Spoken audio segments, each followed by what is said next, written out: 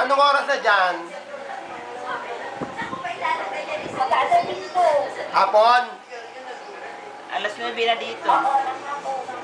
Bada, ano, gabi na yung ano mo, pasok mo, may bibili pa ba ng salaming ng gabi?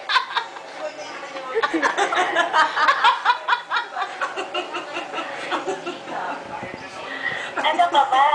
Hanggang alas 11 ang bukas ng mall dito. Alas 5, pasok mo.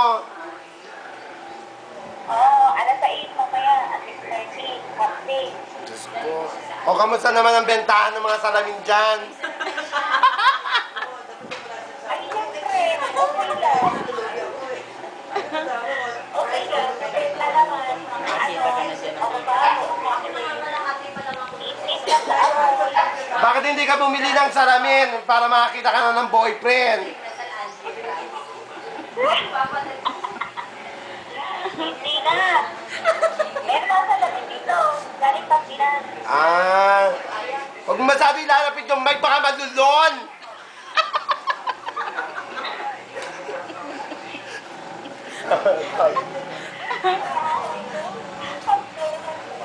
Hindi na sabi ko, hindi mo marinig. Hindi ka lang mo. May mga kasama ka ba dyan? Sino? Mga Pinoy din. Oo, mga Pilipino din kasi. Mga Pilipino din, kasama mo dyan? Oo, halos mga. Nasaan sila? Ha? Padungawin mo nga, hindi yung puro ikaw na lang nakikita ako dyan. Pang-asar.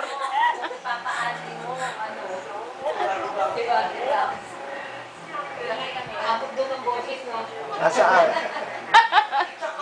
Nasaan? Wala akong cabinet yan.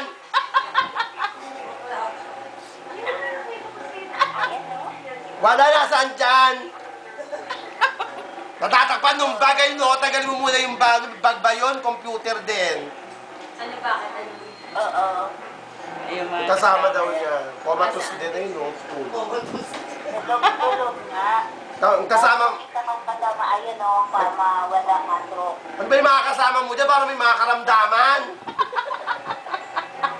Ha? Yung mga kasama mo dyan, parang may mga karamdaman. Puro higaan eh. Ano, nasa ospital Ano? lang? Yung mga kasama mo dyan, parang may mga karamdaman, kako. Ano?